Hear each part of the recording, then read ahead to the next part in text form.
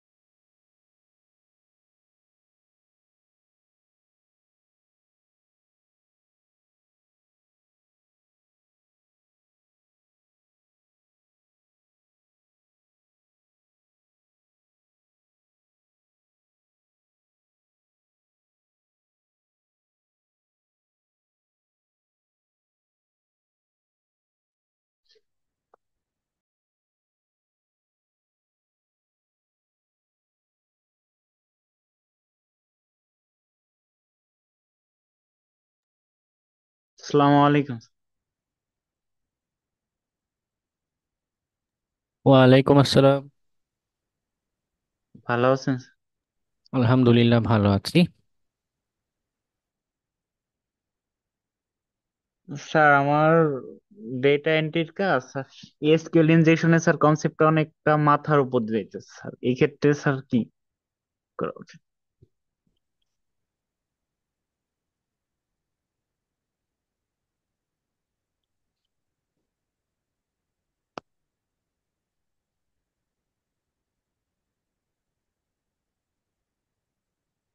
Sir, এই ক্ষেত্রে যদি একটা ভিডিও সাজেস্ট করতেন ভালো হতো। এসকিউএল ইনজেকশন নিয়ে? জি স্যার। আচ্ছা, আমি কিছু পেলে আমি সাজেস্ট, ইউটিউবের লিংক পেলে আমি সাজেস্ট দিই।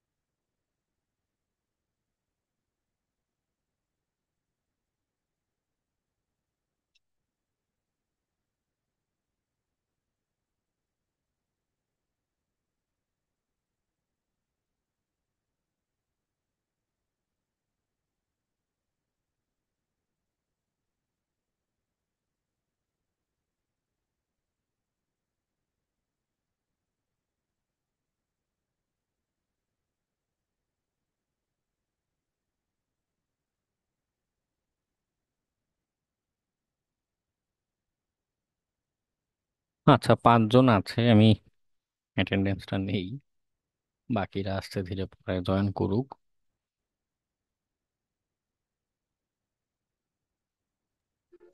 স্যার সেভেন নাজরিন আগে দুইটা ক্লাস ওঠে নাই স্যার। 33 34-এ ছিলেন? জি স্যার, জি স্যার, ছিলাম আমি, ওঠে নাই ওই একদিন তো করেনি নেই স্যার। হ্যাঁ, ওই 33 নম্বরের দিন তো অ্যাটেন্ডেন্স নেই। যাই হোক, আর 16 নম্বর। বলো। তার 18। 13।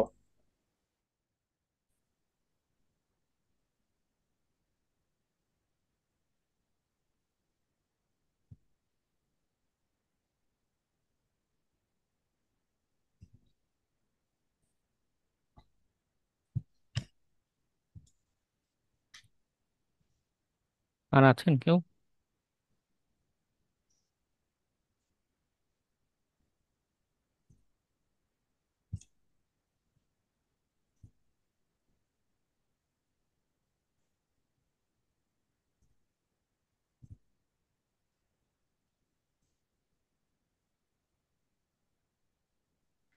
আচ্ছা,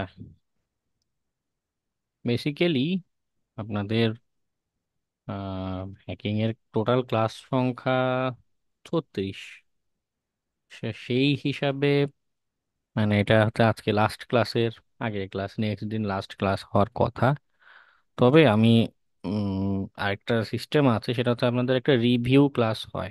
যদিও নর্মাল প্রসিডিউর হচ্ছে যে ব্যাচ ক্লাস শেষে, এক্সাম শেষে যদি তারপরে কারো কোনো কনফিউশন থাকে, ইস্যু থাকে, সেটা নিয়ে একটা ক্লাসের অ্যারেঞ্জ করা হয়। ওটা হচ্ছে কি বলে, রিভিউ ক্লাস বলে। তো আমাদের আরো দুইটা ডিসকাশন যেহেতু বাকি আছে, এবং আজকেও প্ল্যান করেছি এই উইকনেস গুলো নিয়ে কথা বলবো। তো আপনাদের যে রিভিউ ক্লাস যেটা আছে, মানে ওইটাকে ইউটিলাইজ করে ওইটা আমরা হ্যাকিং এর আলোচনায় ব্যবহার আমি করতে চাই।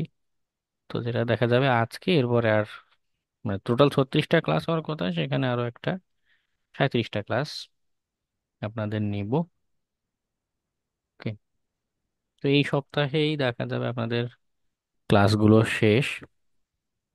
তো এরপরে এক সপ্তাহ আপনারা একটা ব্রেক পাবেন। হুম। তো আমার ইনিশিয়াল প্ল্যান হচ্ছে 18 তারিখ অথবা 19 তারিখে আপনাদের এক্সামটা নেয়ার। ওয়েব, আপনাদের পরের যেটা এক্সাম, ওটাকে বলা হবে ফাইনাল এক্সাম। যদিও ফাইনাল এক্সামের সিস্টেম হচ্ছে, ইশিখন থেকে বলার রুলস হচ্ছে যে আপনাদের আগে যা যা পড়িয়েছি, হ্যাঁ, পুরো সিলেবাসের উপর থেকে আপনাদের সিস্টেম কি বলে ফাইনাল এক্সাম নেওয়ার কথা। কিন্তু পুরোটা যদি আপনাদের আবার দিতে বলি, আপনাদের অনেকের জন্য কষ্টকর হয়ে যাবে। এজন্য ওয়েব হ্যাকিং এর যে আলোচনা 28 নম্বর ক্লাস থেকে যে শুরু হয়েছিল, ওইখান থেকে লাস্ট দিন পর্যন্ত যা যা আলোচনা করব, এইটা নিয়ে হচ্ছে আপনাদের এক্সামে থাকবে। ওকে, ফাইনাল এক্সাম আপনাদের সুবিধার্থে শুধু ওয়েবের পার্টটা হচ্ছে সিলেবাস আকারে দিব। ওকে। আলোচনার পরে এক সপ্তাহর ব্রেক দিয়ে আপনাদের। স্যার, স্যার আমার একটা অনুরোধ থাকবে, আমি জানি না হ্যাঁ, বলুন। বাকিরা কি বলবে।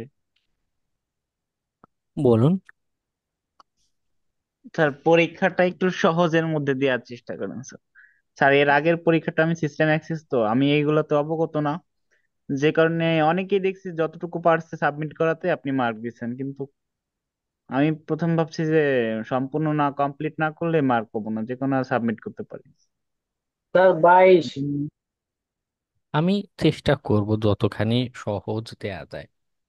ওকে, তারপরও মানে যেটা সিস্টেম হ্যাকিং এর, এগুলো তো আসলে সবই প্র্যাকটিক্যাল কাজ। জি স্যার। প্র্যাকটিক্যাল একটা আন্ডারস্ট্যান্ডিং এর দরকার আছে। এক্সামটা দিলে কি হয়, এক্সামের জন্য হলেও বাসায় একটু, অনেকে আছে লেখাপড়া করে, একটু কটা দিন সময় দেয়, সিরিয়াস হয়।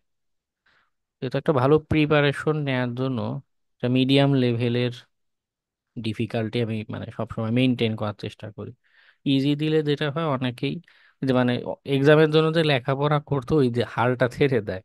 হ্যাঁ, প্র্যাকটিক্যাল টাস্ক একটু হাতে কলমে অভিজ্ঞতা না হলে আপনাদের জন্যই ক্ষতি। মার্কেট, কারণ এই যে আর কয়টা ক্লাস আজকে, এরপর আর দুইটা ক্লাস বড় জোর আপনাদের সাথে কথা বলা হবে, আপনাদের আহ, সাথে ওয়ান টু ওয়ান কমিউনিকেশন হবে। এরপরে কিন্তু আমি নেই, মেসেঞ্জারে হয়তো মেসেজ দেওয়া হবে, ইনবক্সে মেসেজে কথা হবে, যেরকম লাইভে এসে যে সাপোর্ট দেয়া, এই অবস্থাটা কিন্তু আর থাকবে না।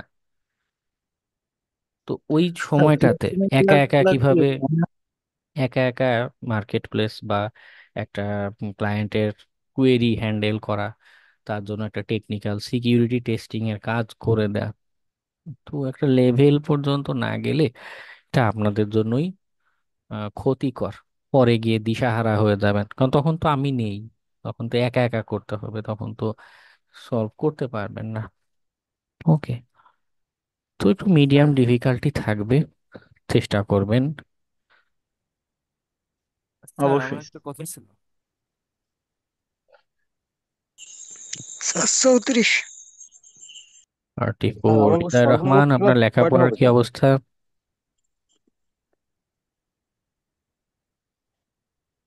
বাসায় প্র্যাকটিস হচ্ছে নিয়মিত? জি স্যার হচ্ছে।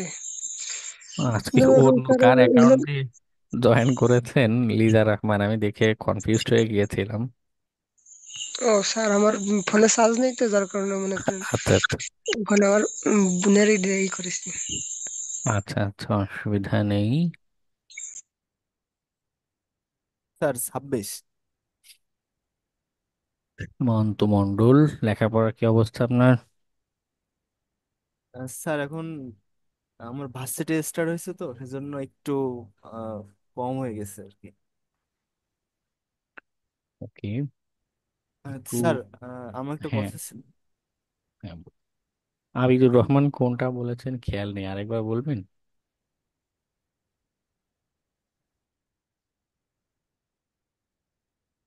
ও, সে টাইম বাড়িয়ে ফুল সিলেবাস এক্সাম। না, ওটা ওটা ডিফিকাল্ট হয়ে যাবে। এখন আপনি বলুন একটা, যে ঠিক কতদিন সময় দিলে আপনি ফুল সিলেবাসে এক্সাম দিতে পারবেন। আমি হয়তো 1 সপ্তাহের জায়গায় 10 দিন প্রিপারেশনের টাইম দিতে পারবো। নর্মালি যেটা সিস্টেম, যে এক্সামটা কি হবে, আমাদের কোর্স শেষ, বড়দের একটা ক্লাস বা দুইটা ক্লাসের টাইম অনুপাতে ব্রেক দিয়ে এক্সাম নেওয়ার কথা, সেখানে 1 সপ্তাহ সময় দিচ্ছি। কিন্তু আমি জানি যে এটা খুব টেকনিক্যাল ডিসকাশন, এখানে অনেক হাতে কলমে করার অনেক কিছু আছে। তো 1 সপ্তাহে আসলে এইটুকু কভার করাই কষ্ট হয়ে যাবে। আমি যদি 10 দিন সময় দিয়ে পুরোটা দেই, 10 দিনে কি কভার করতে পারবেন একদম শুরু থেকে? লিনাক্স এর কনসেপ্ট থেকে, এই যে লিনাক্স, সেখান থেকে শুরু করে ওয়েবে তো আরো আজকে আরো কতগুলো 4টা উইকনেস নিয়ে কথা বলবো। এবারে ওয়ার্ডপ্রেসে ম্যালওয়্যার রিমুভাল আছে, রিপোর্ট রাইটিং আছে। ওকে। না, এখন আগের গুলো রিভাইসের চেয়ে বেশি গুরুত্বপূর্ণ ওয়েব হ্যাকিং এর যে টপিক গুলো বলেছি, এইগুলোতে এক্সপার্টিস গড়ে তোলা। কারণ যেটা দেখেছি, যে যে আপনাদের সেকেন্ড মিড টার্ম যেটা হয়েছিল, সেখানেও কয়েকজন আপনারা ফেল করেছিলেন। ওকে, ওখানে খুব করুণ করুণ অবস্থা ছিল, তাই না? যেমন আপনারটাতে যদি যাই, আপনার আপনার আপনার আবিদুর রহমান, ওকে, আপনি একটা ভালো মার্কস করেছেন, কিন্তু বাকিদের অবস্থা দেখুন, 77, 84। মিনিমাম পাসিং এর পাস যে মার্কস, এর কাছেও কিন্তু নেই। তো সবাইকে একটা, কি বলে, সমানভাবে বিবেচনা করতে হবে। ঠিক আছে।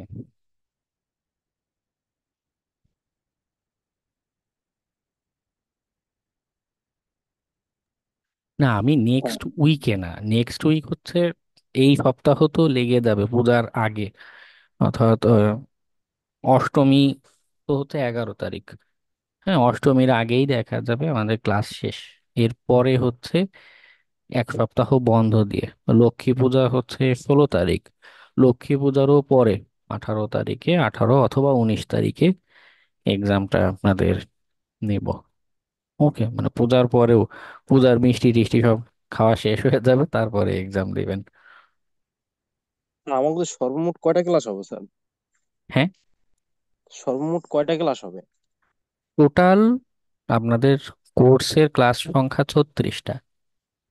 জি একটু স্যার, আগে ওটা আমি নিয়ে বলছিলাম, যে একটা ক্লাস এক্সট্রা নেয়ার সিস্টেম আছে, সেটা হচ্ছে আপনাদের রিভিউ ক্লাস নেওয়া হয়, যে মনে করুন পুরো কোর্সের আলোচনা থেকে যদি কারো কোনো কনফিউশন থেকে থাকে, কোশ্চেন থেকে থাকে, ওটার জন্য একটা ক্লাস বরাদ্দ থাকে। তো ওই বরাদ্দ স্যার থাকা ক্লাসটাই আমরা আমাদের সিলেবাসের আলোচনার জন্য ইউটিলাইজ করব ওই যে করে। 40টা ক্লাস ই দেওয়া আছে ওটা, ওই তিনটে কি তাই? বুঝিনি। ওই 40টা ক্লাস, এই যে আপনার ওয়েবসাইটে ক্লাস যে আমরা একের পর এক বাই আই থেকে এরকম 40টা পর্যন্ত দেওয়া। হ্যাঁ, এরপরে আরো ক্লাস আছে আপনাদের প্রি মার্কেট প্লেসের উপরে, আরো ও জি জি। 4টা না 6টা এরকম ক্লাস হয়। ওগুলো অবশ্য আমি নেই না, অন্য আরেকজন ট্রেনার থাকে, সে আপনাদের মার্কেট, মানে কোর্সের পরে এই যে এক্সামটা নিব, এরপরে মনে করুন 1 সপ্তাহ, মানে এক্সামেরও পরে এক্সামেরও পরে 1 সপ্তাহ 15 দিন পরে গিয়ে আপনাদের ওই মার্কেট প্লেসে ক্লাসগুলো শুরু হবে। জি স্যার, এইটাই ওকে। জানার জন্য যে হ্যাঁ, মানে আবার প্র্যাকটিসের আরেকটা সময় পাবেন। আগে যে বইয়ে। আপওয়ার্ক, ফাইবার এরকম কিভাবে কি কাজ করে হ্যাঁ এই হ্যাঁ জন্য। হ্যাঁ হ্যাঁ হ্যাঁ। ঠিক আছে স্যার।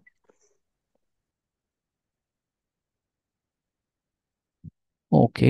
আর কেউ অ্যাটেন্ডেন্স বাকি আছেন? পূজার পরে 1 সপ্তাহই তো গ্যাপ দিচ্ছি। দশমী হচ্ছে 13 তারিখ। দশমীর পরে, দশমী হচ্ছে স্যার রবিবার, 19 তারিখ। তারপরে যে শনিবার আসছে সেদিন গিয়ে এক্সাম। পূজার পরেও 1 সপ্তাহ।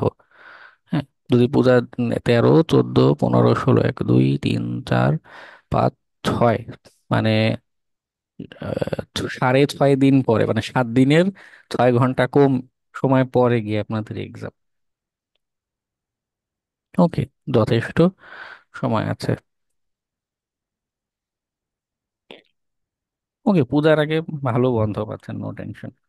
পূজার 3-4 দিন টোটাল অফ, নো টেনশন।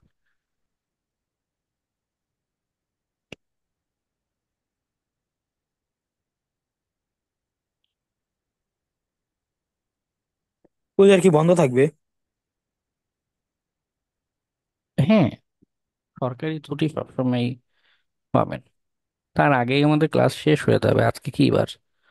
আজকে রবিবার স্যার। রবিবার। হতো রবি, মঙ্গল, বৃহস্পতিবার দিন দেখা যাবে এই ক্লাসটা হচ্ছে 37 নম্বর ক্লাসটা। জি স্যার।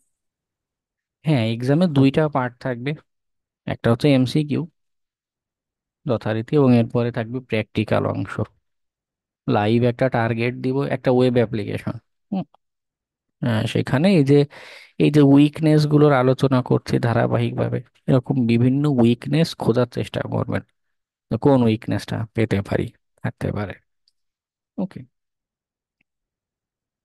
যে উইকনেস গুলো পাবেন সিস্টেম হ্যাকিং এ, যেরকম আপনাদের স্ক্রিনশট দিতে বলেছিলাম, যে আপনি সিস্টেমের অ্যাক্সেস পেয়েছেন, টার্মিনালটার স্ক্রিনশট দিবেন।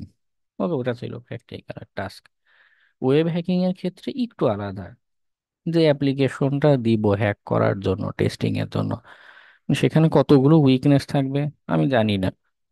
আমি আপনার ক্লায়েন্ট, আপনাকে দিয়েছি টেস্ট করার জন্য।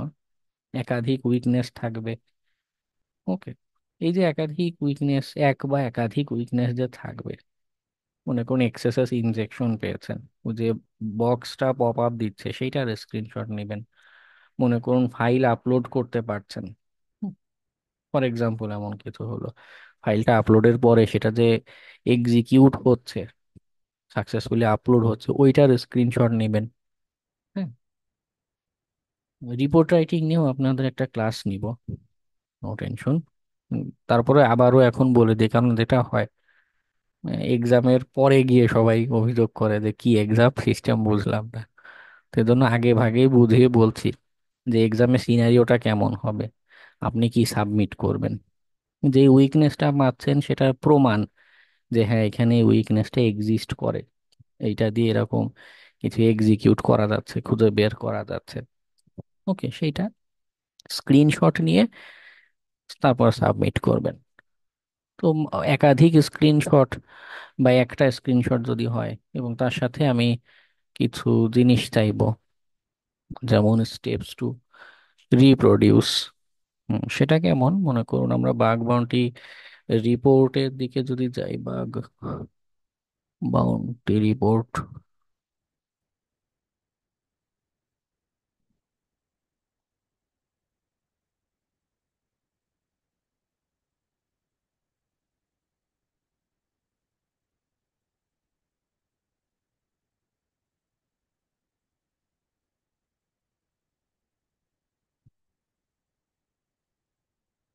মনে করুন এইখানে দেখুন রিপোর্টে কি করেছে, স্টেপস টু রিপ্রোডিউস বলে দিয়েছেন, যে এই সাইটে যাবে, এই বাটনে ক্লিক করবে, এই পেলোড দিবে। হুম, আপনাদের যে ওয়েব হ্যাকিং এর এক্সাম হবে সেখানেও প্রত্যেকটা উইকনেসের জন্য আলাদা আলাদা করে এরকম স্টেপস টু রিপ্রোডিউস। তারপর পিওসি, পিওসি মানে হচ্ছে কি, স্ক্রিনশট প্রুফ যেটা, এটা এবং এটা দিয়ে একটা পিডিএফ আকারে সাবমিট করবেন। ঠিক আছে?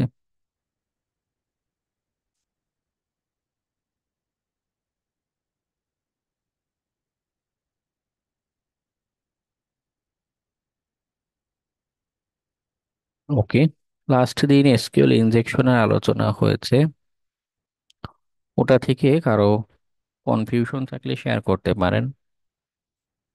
এসকিউএল ম্যাপ রুমটা বা টুলসটা নিয়ে দেখতে বলেছিলাম, ওখান থেকেও যদি কারো প্রবলেম থাকে, কনফিউশন থাকে, শেয়ার করতে পারেন। স্যার হ্যাঁ, বল। স্যার হ্যাকারবার কি এসকিউএল ইনজেকশনের জন্য কি অটোমেশন টুলস কোনো না অন্য কোনো টুলস?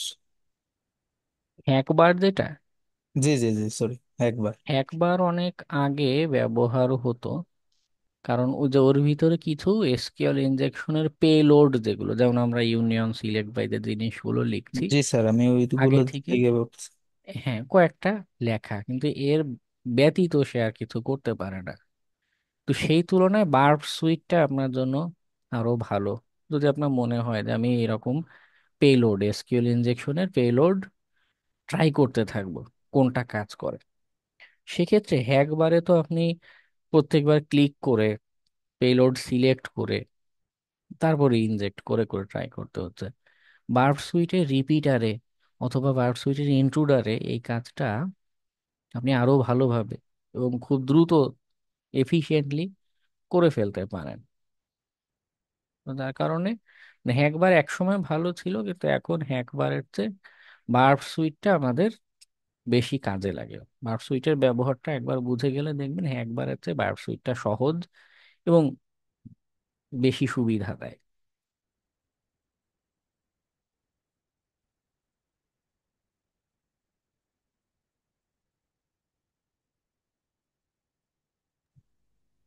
আচ্ছা,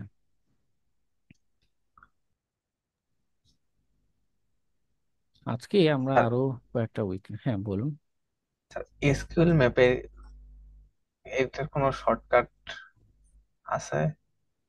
ওই বার্ব সুইট ওপেন করে ওটা দিয়ে কাজ করতে হবে স্যার? এসকিউএল ম্যাপ কমান্ডের শর্টকাট? না কমান্ড না, আমি একটা একভাবে করলাম যে বার্ব সুইট থেকে ফাইল ক্রিয়েট করে ওই ফাইলটা নিয়ে আনার পর এসকিউএল ম্যাপে বসাতে হবে, এরপর স্ক্যান করতে হবে, মানে অনেক ঘোরা পেঁচায়। না না, ওটা অনেক ঘোরানো পেঁচানো না, ওটা খুব সহজ। SQL map with verb sweet,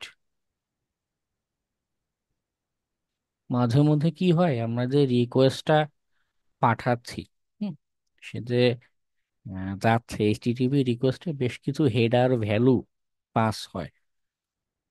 তো ঘটনা যেটা সহজে করা যেতে পারে, এখানে কোনটা দেখাচ্ছে, হুম,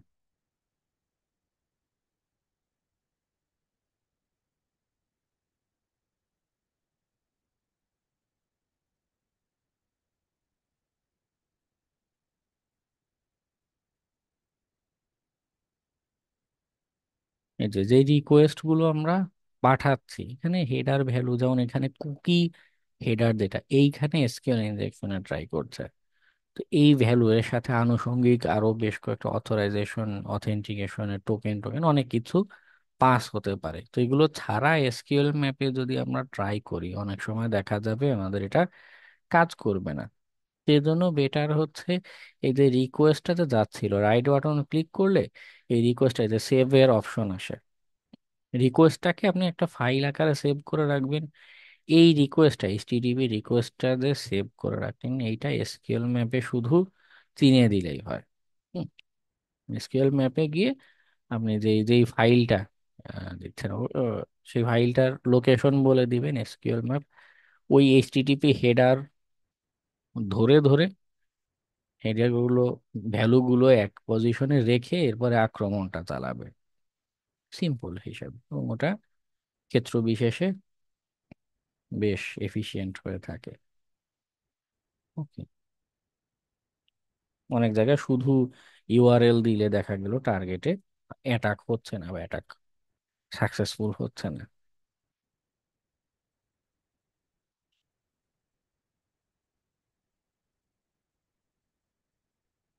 এসকিউএল ম্যাপ কমান্ডেরও চিট শিট আছে।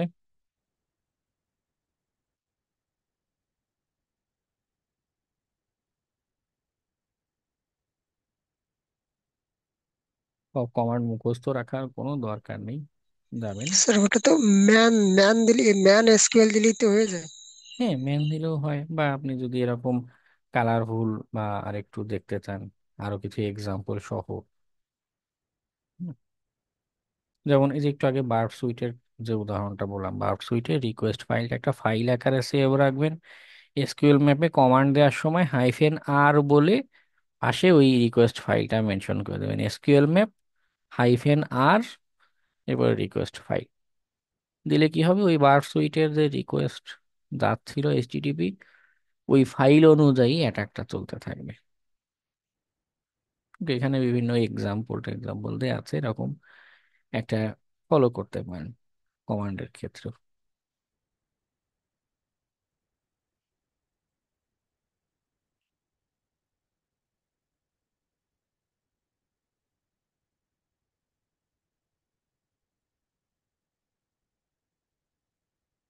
হ্যাঁ, অ্যাটেন্ডেন্স নিয়েছি। বাকি আছে কারো?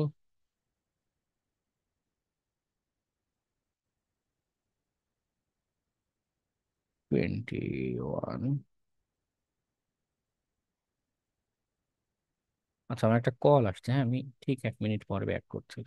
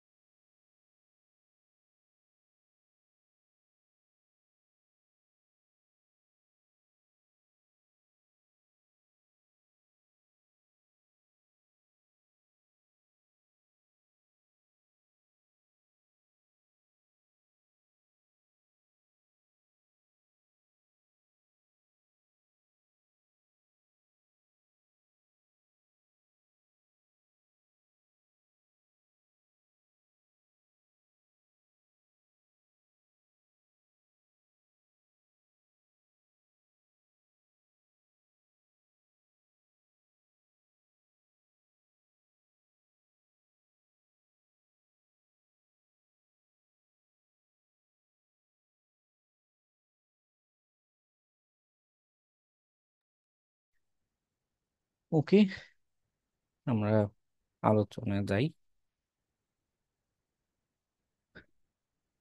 আমরা যে উইকনেস গুলোর আলোচনা করছি, ক্ষেত্র বিশেষে কেউ কেউ এগুলোকে ক্রিটিক্যাল বিবেচনা করতে পারে, ক্রিটিক্যাল হয়ে যেতে পারে, আবার কারো কারো কাছে এগুলো ক্রিটিক্যাল নাও মনে হতে পারে। যেমন এক্সএসএস এর আলোচনার দিনও বলছিলাম যে আমি যে টেস্ট করছি, ট্রাই করছি, তার কাছে হয়তো এটাকে এক্সএসএসটাকে খুব বেশি ইম্প্যাক্টফুল কিছু মনে হবে না, নাও মনে হতে পারে, তাই না? তো এমন সিনারিওতে কি করব বা কি হবে? তো এই যে আজকে যে উইকনেস গুলো আলোচনা করছে, এগুলো দেখা যায় ক্ষেত্র বিশেষে, যেমন সিকিউরিটি মিসকনফিগারেশন। এটার আলোচনায় যখন যাব দেখবেন যে কনসেপ্টটি হচ্ছে যে অনেকে কিছু ভুল ভাল করে রাখে। আপাত দৃষ্টিতে এগুলো খুব বেশি ভয়ানক কিছু না, হতে পারে। যেমন কেউ মিসকনফিগারেশন করে রেখে যে ডিফল্ট পাসওয়ার্ড যেটা, এটা দিয়ে লগ ইন করা যায়, এমন সিনারিও যদি হয় তখন সেটা খুব ক্রিটিক্যাল হবে। মানে কেউ একজন এমন করেছে যে মিসকনফিগারেশন করেছে, যার কারণে সাইটের ডিজাইন ব্রেক করছে, বাটন একটা নীল কালারের জায়গায় লাল কালার দেখাচ্ছে ফর এক্সাম্পল।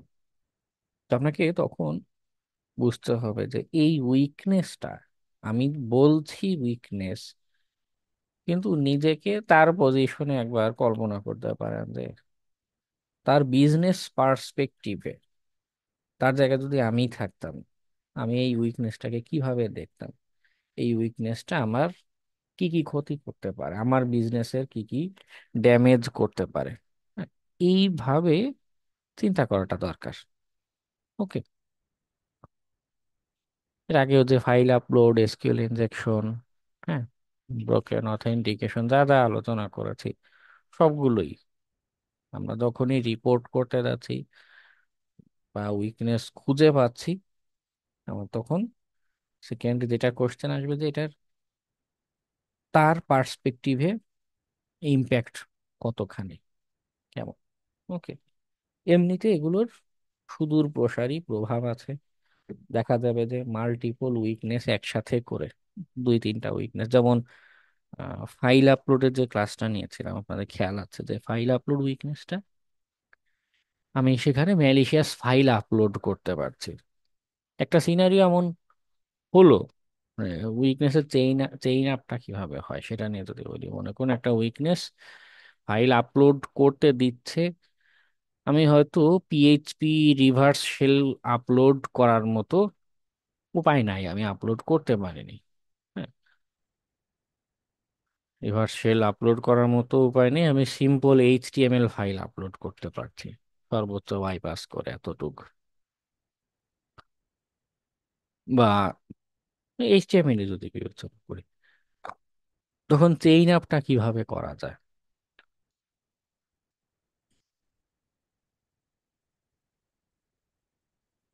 ফাইল আপলোড, সেখানে দিতে পারছিলাম এইচটিএমএল, এইচটিএমএল এর যেহেতু দিতে পারছি আমি এই জায়গায় এইচটিএমএল এর ভিতরে স্টোরড এক্সএসএস এর পেলোড দিয়ে দিলাম।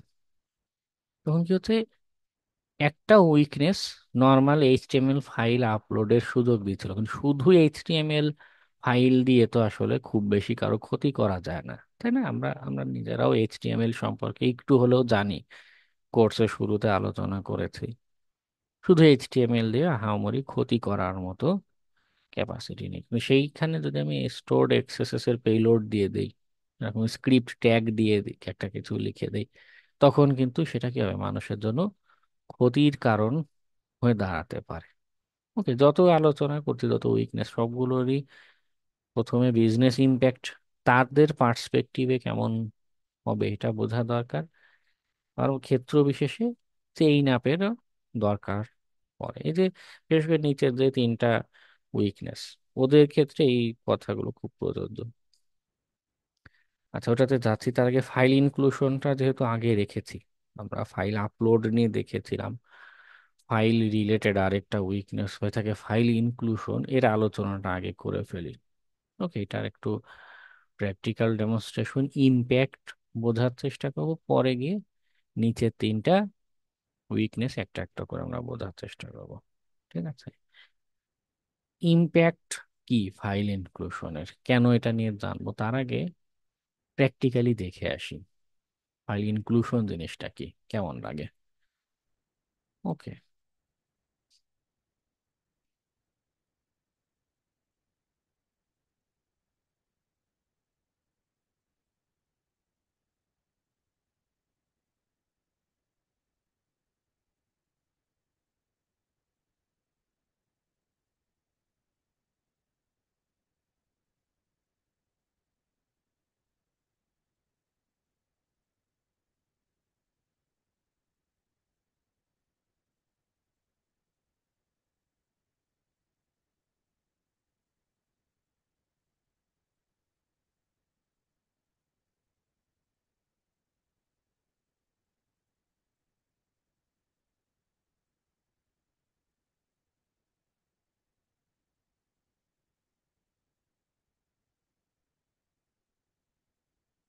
ওকে, ভিপিএন কানেকশন কমপ্লিট।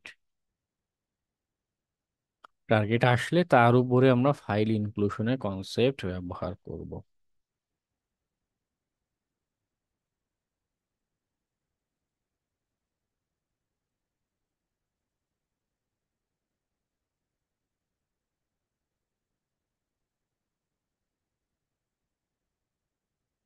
ও আস্তে আস্তে আরেকটা জিনিস শেয়ার করি, একদম প্রথম যেদিন আপনাদের ট্রাই হ্যাকমির সাথে পরিচিত করিয়েছিলাম, বলেছিলাম যে বেশ কিছু পাথ এখানে আছে।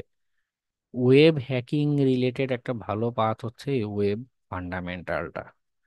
এখানে এই ওয়েবের বিভিন্ন উইকনেস, টেকনোলজি, হ্যাঁ, যেমন সাবডোমেন এনুমারেশন, আইডর, ফাইল ইনক্লুশন, যেটা নিয়ে এখন আলোচনা করবো, এসএসআরএফ, এক্সএসএস, প্রত্যেকটা নিয়ে আলাদা আলাদা করে রুম টিউটোরিয়াল এখানে দেয়। স্যার ওয়াস্প ওইগুলেন টপ টেন। প্রিমিয়াম, হ্যাঁ যেগুলেন দেখালেন উপরে ওইগুলেন প্রিমিয়াম, ওই যে এক্সএসএস। হ্যাঁ হ্যাঁ, কিছু কিছু প্রিমিয়াম আছে, কিছু আছে ফ্রি। যেমন এটাতে যদি যান, এটা এটা ফ্রি আছে। এবং এই এইটা ফ্রি। একটা, হ্যাঁ, এই একটা রুমেও বেশ কতগুলো weakness, injection, command injection, design misconfiguration, বেশ কতগুলো কনসেপ্টের আলোচনা। এটা ল্যাব, হ্যান্ডস অন ল্যাবও এখানে দেয়া। ক্লাসে তো আমি একটা ল্যাব দিয়ে দেখাচ্ছি, আপনারা যখন প্র্যাকটিস করবেন এখানে এসে দেখা গেল ট্রাই করলেন এই ল্যাবটা, যেমন vulnerable and outdated components কি বলছে, কি আছে, ওকে, দেখতে পারেন। হ্যান্ড যত হাতে কলমে কাজ করবেন তত কনফিডেন্স বাড়বে, হ্যাঁ, আইডিয়া করতে সহজ হবে। আচ্ছা, যাই হোক, আমাদের ডিভিডাব্লিউ এ চলে এসেছে। যথারীতি আমরা আমাদের বার্ব সুইটকে ওপেন করব, তার সাহায্য নিয়ে কাজগুলো করব।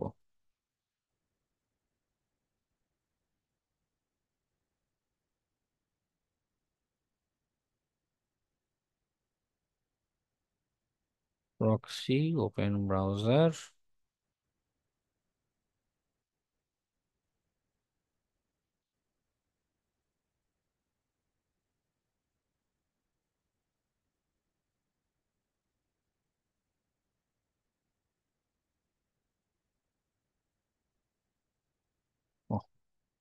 ভুল পাসওয়ার্ড দিয়ে ফেলেছি সম্ভবত।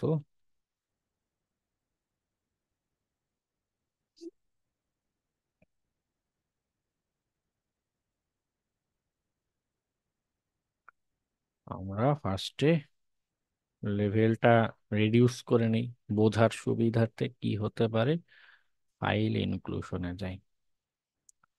এখন কথা হচ্ছে, আমরা রিয়েল লাইফে যখন অ্যাপ্লিকেশন টেস্ট করতে যাব, আবারও রিপিট করি, তার পাশে এরকম উইকনেস বলা থাকবে না। আমি যেই পেজটা ভিজিট করছি, হ্যাঁ, সেখানে এরকম বড় করে টাইটেল দেয়া থাকবে না যে এই পেজে ফাইল ইনক্লুশন vulnerability আছে। অত সহজ যদি হতো তাহলে তো আমরা এভাবে করেই রিপোর্ট করে করে অনেক বাউন্টি নিতে পারতাম।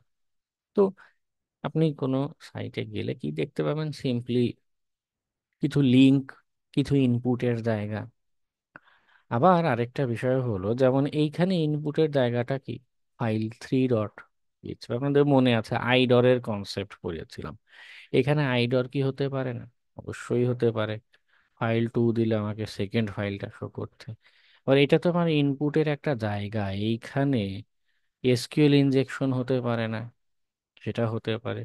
এক্সএসএস ইনজেকশন হতে পারে না, সেটাও কিন্তু হতে পারে।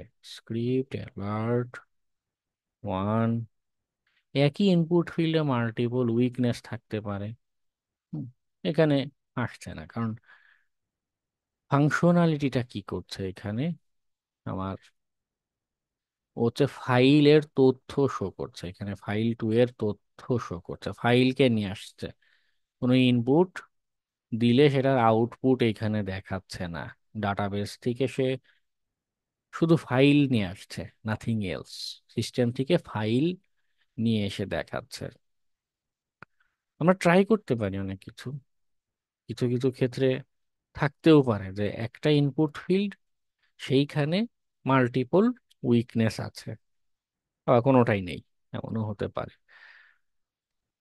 এরকম আনসার্টিন একটা জায়গায় আমরা যখন চেষ্টা করছি, আমার কোথাও আমি দেখতে পেলাম যে অ্যাপ্লিকেশন কোনো না কোনো ভাবে একটা ফাইল ইনক্লুড করছে। আমি একটা নিজে ইনপুট দিলে, বা মনে করুন ব্যাকে যাই, এখানে আমার লিংক রয়েছে 3টা, হ্যাঁ, লিংকে ক্লিক করলে আমাকে একটা ফাইলের তথ্য এনে দেখাচ্ছে। ফাইল ইনক্লুশনের কনসেপ্টটাই হলো যে আমার অ্যাপ্লিকেশন যে আছে, তাকে ইনস্ট্রাকশন দিলে সেটা সিস্টেম থেকে একটা ফাইলকে এনে দেখাবে। উইকনেসটা কখন হয়, বা একজন হ্যাকার কি চিন্তা করতে পারে যে আচ্ছা তুমি তো ফাইল এনেই দেখাবা, তাই না? হোয়াট ইফ আমি এই জায়গায় ফাইল 2.php না বলে সিস্টেমের কোনো একটা ফাইলকে ডেকে বসলাম, সাপোজ etc/shadow ফাইলটা যদি আমি পড়তে পারি, এটাকে কল করে বসলাম। তুমি তো ফাইলই দেখাচ্ছ, তাই না? তো তোমার সিস্টেমের পাসওয়ার্ড ফাইলটাও আমাকে দেখাও না, ক্ষতি কি? তো ইনক্লুশনের ইম্প্যাক্টটা তখন দাঁড়ায় এইভাবে যে আমার যে ইনপুটের ফিল্ড আছে সেইখানে আমি সেনসিটিভ ফাইল কল করে বসতে পারি। তো সেইটাকে অ্যাপ্লিকেশন আমাকে আউটপুটে দেখাবে, সেই সেনসিটিভ ফাইলটাকে। যখন যদি আমরা, এখানে কিছু টেকনিক আছে, হাউ টু টেস্ট অংশে যাচ্ছে একটু পরেই, টেকনিক অংশে যাচ্ছে একটু পরেই, সে যেটা করবে, সেনসিটিভ ফাইল কল দিলে ফাইল এনে যদি দেখায়, তখন কি হতো, তার সিক্রেট রিভিল হয়ে যাচ্ছে। এটা পাসওয়ার্ড ফাইলই হতে হবে এমন কোনো কিছুটা, ব্যাকআপ ফাইল, অথবা মনে করুন তার প্রোগ্রামিং এর যে ফাইল আছে, হ্যাঁ, পিএইচপির যে ফাইল, সেখানে ফাইল 2.php আনছিল ট্রাই হ্যাক মিল ল্যাবে, ফাইল 2 এর বদলে আমি ওর login.php ফাইলটাকে যদি কল করে বসি এবং সেটার কোড যদি আমাকে দেখায়, তখন তো আমি সাথে সাথে বুঝে যাবো। যেমন এসকিউএল ইনজেকশনের ক্লাসে একটা জিনিস বুঝিয়েছিলাম না, যে লগ ইন বা ডাটাবেজের সাথে যখন কমিউনিকেশন করছে, অনেক পিএইচপি কোডের ভিতরে কি হয়, হার্ড কোড করে ইউজার নেম পাসওয়ার্ড গুলো কি ভেরিয়েবলের ভিতরে লেখা, ইউজার ভেরিয়েবলের ভিতরে ডাটাবেজের ইউজার নেম, পাসওয়ার্ড ভেরিয়েবলের ভিতরে ডাটাবেজের পাসওয়ার্ড, ডাটাবেজে কানেক্ট করার পাসওয়ার্ড, আইপি অ্যাড্রেস, সবকিছু পিএইচপি কোডের ভিতরে লেখা, তাই না? আমরা দেখেছিলাম এসকিউএল ইনজেকশন ক্লাসে। তো ওই রকম জিনিসপত্র দেখে ফেলা মানেও তো কত কিছু, লগ ইন করে কত ক্ষতি করা সম্ভব। যাই হোক, ফাইল যদি করা যায়, সেন্সিটিভ ফাইলকে আমরা কল করে বসতে পারি।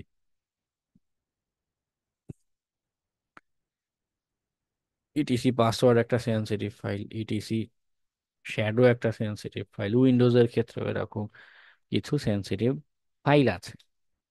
ইম্প্যাক্টটা দাঁড়ায় সেন্সিটিভ ফাইল নিয়ে আসার জন্য। ওকে, তো এই file inclusion how to test অংশে আমরা যাব, টেস্ট করার অংশে যাব। তার আগে আর একটু বলি যে এটার মূলত দুইটা টাইপ হয়ে থাকে, এলএফআই, আরএফআই। এই আরএফআই জিনিসটা খুব রেয়ার কেস, সচরাচর এই ধরনের উইকনেস এখন আর দেখতে পাওয়া যায় না, একসময় পাওয়া যেত, এখন খুব রেয়ার। কেন রেয়ার সেটাও একটু পরে বলছি। এলএফআইর কথা হচ্ছে লোকাল যে ফাইল আছে, অর্থাৎ যেমন আমি যেই অ্যাপ্লিকেশনের সার্ভারে আছি, ওর ভিতরে থাকা, ওর সার্ভারে থাকা ওর পাসওয়ার্ড ফাইল, ওর সার্ভারে থাকা ওরই প্রোগ্রামিং ফাইল। এটা কিন্তু এক্সটার্নাল কোনো সোর্সের প্রোগ্রামিং ফাইল দেখতে চাচ্ছি না, ওর কম্পিউটারে আছে, সেইটা আমি দেখার জন্য রিকোয়েস্ট করছি, তোমার ফাইল আমাকে শো করো। ওকে, যার কারণে এই উইকনেসটাকে বলা হয়ে থাকে লোকাল ফাইল ইনক্লুশন, এবং এটা বেশি দেখা যায় আরএফআই এর তুলনায়। আরএফআই এর কনসেপ্ট হচ্ছে যে রিমোট ফাইল, দ্যাট মিনস আমরা একটু আগে যে ডিবিডব্লিউ এর এখানে ছিলাম, মনে করুন এমন একটা রিকোয়েস্ট, এটা এটা না, মনে করুন এটা হচ্ছে xyz.com, এখানে ভালনারেবিলিটিস না, এটা হচ্ছে মনে করুন প্রোফাইল, প্রোফাইলের কোনো একটা পেজ আছে, একটা অ্যাপ্লিকেশন, তার এই ইউআরএল এ গিয়ে পেজ নাম্বার দিলে তারা প্রোফাইল বা কিছু একটা শো করে, এখানে 1 2 3 যা ইচ্ছা দিতে পারে, নর্মালি এরকম একটা অ্যাপ্লিকেশন। আরএফআই এর কনসেপ্ট হচ্ছে আমি এই পেজের জায়গায়, হুম, বা আইডি মানে যে যে ফাইলটা সে যে নিয়ে আসছিল ফাইলের জায়গায় আমি বলে দিলাম যে আমার যে সাইট, মনে করুন hacker.com, আমার সাইটে আমি একটা ম্যালিশিয়াস কিছু ফাইল রেখে দিয়েছি, hacker.com, সেইখানে মনে করুন exploit.php রেখে দিয়েছে। তো অ্যাপ্লিকেশনে এই রিকোয়েস্ট দিলে কি করবে, এই যে xyz.com এর যেই প্রোগ্রামিং আছে, সে এই রিসোর্সে এই সাইটে রিকোয়েস্ট পাঠিয়ে এখান থেকে পিএইচপি কোড এনে তার নিজের ভিতরে জমা করবে, নিজের কোনো ভেরিয়েবলে ডাটাবেজে বা কোথাও ফাইলটা নিয়ে চলে আসবে। কিন্তু এটা দিন দিন রেয়ার হয়ে গিয়েছে। কেন? কারণ একটা ওয়েব সার্ভার একটা নেটওয়ার্কে আছে, সেই নেটওয়ার্কের ভিতর থেকে বাইরের ইন্টারনেটে কারো কারো থেকে একটা এরকম ফাইল নিয়ে আসবে, অন্য কোনো সাইটে থাকা অন্য কোনো আইপি অ্যাড্রেসে থাকা একটা ফাইল বা রিসোর্স সে যে নিয়ে আসবে, এটা অধিকাংশ ক্ষেত্রেই মানে আটকে দেয়। ফায়ারওয়াল বা এরকম বিভিন্ন জিনিসপত্র থাকে, ইন্টারনালি কমিউনিকেশনের জায়গায় অনেক রেস্ট্রিকশন থাকে। হুম, তো যার কারণে এটা দিন দিন রেয়ার হয়ে গেছে। তবে লোকাল ফাইল ইনক্লুশন যেটা, এটা হতে পারে, এটা থাকতে পারে। ওকে, তো এটা আমরা দেখি যে কিভাবে টেস্ট করা যায়, কিভাবে ট্রাই করা যায়।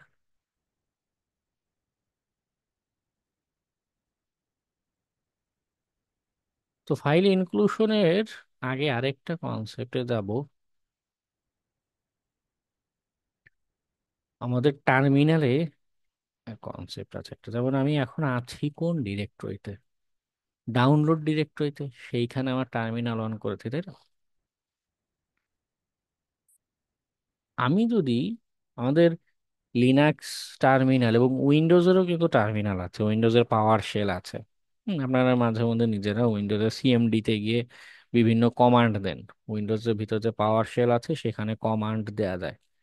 তো লিনাক্স উইন্ডোজ দুই টার্মিনালেই একটা কনসেপ্ট আছে, সেটা হলো আমি টার্মিনালে আছি ডাউনলোড ফোল্ডারের ভিতরে, কিন্তু আমি এইখানে বসে মনে করুন cat user share word list faster dot TXT, মানে আমি আছি ডাউনলোড ফোল্ডারের ভিতরে, কিন্তু এইখানে বসে পাথ বলে ডাউনলোডের এক ফোল্ডারের ভিতরে থেকে আরেক ফোল্ডারের ভিতরে ফোল্ডার, তার ভিতরে ফোল্ডার, তার ভিতরে ফাইল, সেইখানকার রিসোর্স পড়ে ফেলতে পারছি। এটা বিল্ট ইন একটা ফিচার, সব টার্মিনালে এরকম সুবিধাটা দেয়। এটা একটা কনসেপ্ট।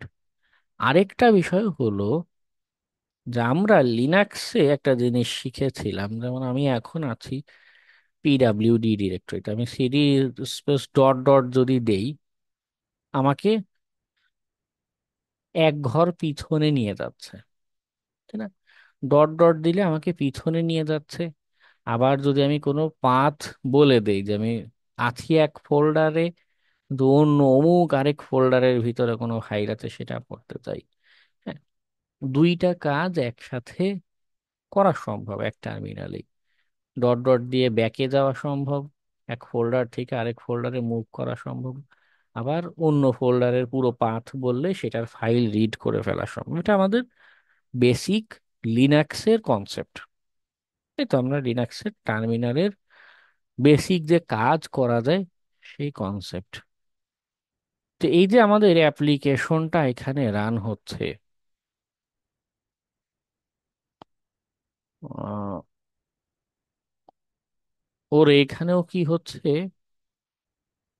ফাইল শো করছে আমাকে পেজে, এখানে file two dot PHP show করছে। এই অ্যাপ্লিকেশন নিজেও কি হয়, একটা ওয়েব সার্ভার। ওয়েব সার্ভার কি, একটা কম্পিউটার, লিনাক্স কম্পিউটার হতে পারে অথবা উইন্ডোজ কম্পিউটার হতে পারে, সেইখানে রান হচ্ছে। এবং অবভিয়াসলি এই টার্মিনালে যে দুইটা কনসেপ্ট বোঝালাম, পাথ এবং ব্যাকে যাওয়ার যে প্রসেস, সব জায়গার জন্যই প্রযোজ্য, সব সিস্টেমে এটা রান করবে, রান করা যাবে। তো আমাদের এইখানে আমাদের অ্যাপ্লিকেশন সরাসরি এই ফাইল এইখানে নিয়ে চলে আসছে। আমি ফাইল আস্ত পিএইচপি ফাইলটাই এখানে কল করে আউটপুট এখানে শো করছে। এমন সিনারিওতে আমরা যে কাজটা করতে পারি, যে আমরা এখন কোন ডিরেক্টরিতে আছি আমরা জানি না, আমরা এইখানে যে রিকোয়েস্টটা দিচ্ছি এটা এক্সিকিউট হচ্ছে কোন ফোল্ডারের ভিতরে গিয়ে, হ্যাঁ, টার্মিনালের কোথায় এই ফাইল টু ডট পিএইচপি আছে আমরা জানি না। তো আমরা একটা কাজ করতে পারি, হয়ে গেল, আমি ফাইল ডট পিএসপির বদলে আমি ডট ডট স্ল্যাশ দিয়ে ব্যাকে আসার চেষ্টা করতে পারি। আমরা এক্সাক্ট লোকেশন জানি না কোন ডিরেক্টরিতে আছি, অনেকটা এরকম যে আমি আহ, এখানে ছিলাম, সিডি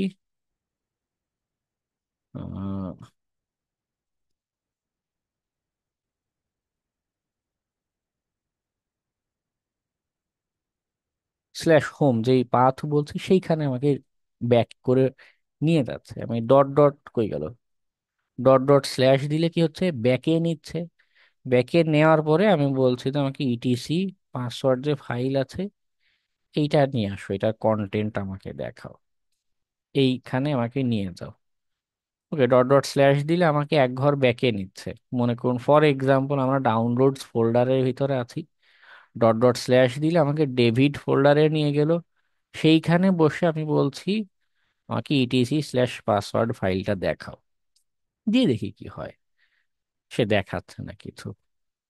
হতে পারে আমরা অনেক ভিতরের কোনো ফোল্ডারে আছি, হতে পারে ডাউনলোডস এর পরেও তাদের এই সার্ভারে আরো কোনো ফোল্ডার আছে, তার ভিতরে কোনো ফোল্ডার, তার ভিতরে আমাদের এই অ্যাপ্লিকেশনটা রান হচ্ছে, আমরা জানি না কোথায় আছে। আমরা আরো একটা দুইটা করে এরকম করে ডট ডট স্ল্যাশ এক্সটেন্ড করে দেখতে হবে। যত ডট ডট স্ল্যাশ দিব কি হবে, আমাকে এক ডিরেক্টরি থেকে এক ঘর করে পিছনে নিতে থাকবে। মনে করুন ডাউনলোডস এর ভিতরে আছি, সেখান থেকে ডেভিডে নেবে, আবার সিডি ডট ডট স্ল্যাশ দিলে হোম ফোল্ডারে নেবে, হোম থেকেও যদি আরো ডট ডট স্ল্যাশ দিয়ে আমাকে আরো ব্যাকে নিয়ে যাবে, যেরকম ক্রমাগত ব্যাকে নিতেই থাকবে।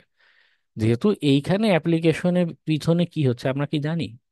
আমরা তো জানি না, তাই না? আমাদের ওর যে সোর্স কোড, যে অ্যাক্টিভিটি, কিছুই তো আমরা জানি না। বাইরে থেকে আমি শুধু এতটুকু এখানে দেখতে পেয়েছি যে তার এখানে একটা ফাইল আসছে, একটা ফাইল এনে দেখাচ্ছে। এমন সিনারিওতে আমি সরাসরি এখানে ডট ডট মানে স্লাইডে ব্যাকে যাওয়ার চেষ্টা করছি, যে ব্যাকে গিয়ে গিয়ে আমি ফাইল পড়তে পারি কিনা। ওকে, তো এখানে একটা ভালো জিনিস হলো, অ্যাপ্লিকেশন, ওয়েব অ্যাপ্লিকেশনের ক্ষেত্রে যদি আমি ডট ডট স্ল্যাশ একটু বেশিও দেই, ও মানে তখন অ্যাপ্লিকেশনে এটা কোনো ইস্যু তৈরি হয় না। আমরা এসকিউএল ইনজেকশনের ক্ষেত্রে দেখেছিলাম যে আমাদের যদি মনে করুন, যেমন সিলেক্ট স্টেটমেন্ট যখন দিচ্ছিলাম, কলাম নাম, কলামের সংখ্যা একটু কম বেশি হলে আমার অ্যাপ্লিকেশন কাজ করছিল না, তাই না? যে সিলেক্ট 1 2 3 4 5 এইভাবে নির্দিষ্ট করে বলে দেওয়া লাগছিল যে ঠিক কতগুলো কলাম আছে। ফাইল ইনক্লুশনের ক্ষেত্রে এই বাধ্যকতাটা নাই, আমাদের একটা ফ্লেক্সিবিলিটি আছে। তো আমরা ডট ডট স্ল্যাশ কয়েকটা দিয়ে ট্রাই করতে পারি। হ্যাঁ, এবার এটা শো করছে। আর এখানে কয়টা দিয়েছে, 1 2 3 4 5টা ডট ডট স্ল্যাশ দিয়েছে, অর্থাৎ আমরা যেই ডিরেক্টরি বা ফোল্ডারের ভিতরে অ্যাপ্লিকেশন রান হচ্ছিল সেখান থেকে 5 ঘর ব্যাকে গিয়েছি। ব্যাকে গিয়ে আমি যখন ইটিসি পাসওয়ার্ড পড়ার রিকোয়েস্ট দিয়েছি, সাথে সাথে সেই ইটিসি পাসওয়ার্ডটা আমার এখানে শো করছে, আমার এখানে দেখাচ্ছে যে তাদের সেনসিটিভ যে ফাইল আছে সেটা আমি দেখে ফেলতে পারছি, করে ফেলতে পারছি।